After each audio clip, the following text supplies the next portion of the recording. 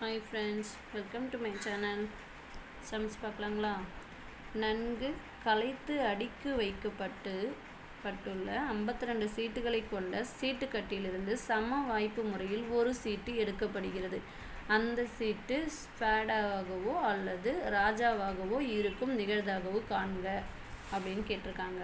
இப்போ நம்ம ஒரு சீட்டு கட்டுன்னு எடுத்துட்டோன்னா அதில் ஸ்பேட் கார்டு வந்து 13, ஆர்ட் கார்டு வந்து 13, டைமண்ட் கார்டு 13, கிளாவர் கார்டு 13 இருக்கும். அப்போ மொத்த சீட்டுகளின் எண்ணிக்கை வந்து 52 வருங்களா? இப்போ இது ஸ்பேடோவாக இருக்கிறதுக்கு நிகழ்தாக என்னன்னு சொல்லியிருக்காங்க. அதில் ஸ்பேடோ கார்டில் 13 இருக்கும்.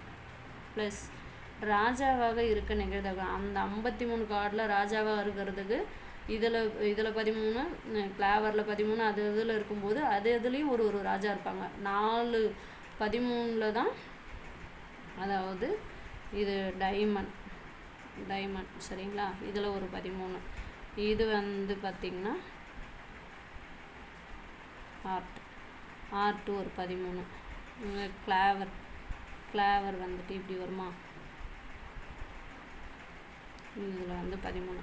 இதில் ஒரு ராஜா, இதில் ஒரு ராஜா, இதில் ஒரு ராஜா, இதில் ஒரு ராஜா இருக்காங்க. இப்போ 4 ராஜா வருவார். 4 ராஜா. இப்போ ஸ்பேடோ கார்டில் ஒரு ராஜா இருந்திருப்பார். அந்த ராஜாவை நம்ம இதில் சேர்த்துட்டோம். 13 கார்டில் இதில் வந்து சேர்ந்து வந்துடுச்சு. அப்போ இதில் மீதி 3 ராஜா தான். சரிங்களா? 3 ராஜா. அப்போ மேலே ஆட் பண்ணி போட்டுங்க. 16/52.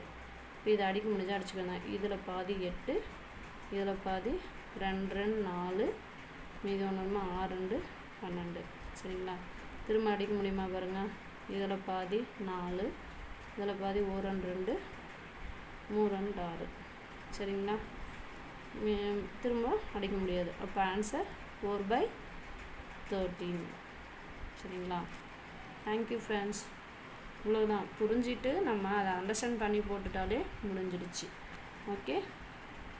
நன்கு களைத்து அடுக்கி வைக்கப்பட்டோன்னு சொல்லிவிட்டு அதில் 52 கார்டு மொத்த கார்டு நம்ம கொடுத்துட்டாங்க. மொத்த கார்டு நம்ம கீழே எழுதிட்டு என்ன கார்ட்ஸ் கேட்குறாங்களோ அதை அண்டர்ஸ்டாண்ட் பண்ணி மேலே போட்டு அதை அடிக்க முடிஞ்சு அடித்து சிம்பிளிஃபை பண்ணிட்டாக்கா தட் இஸ் ஆன்சர். ஓகே, 4/13.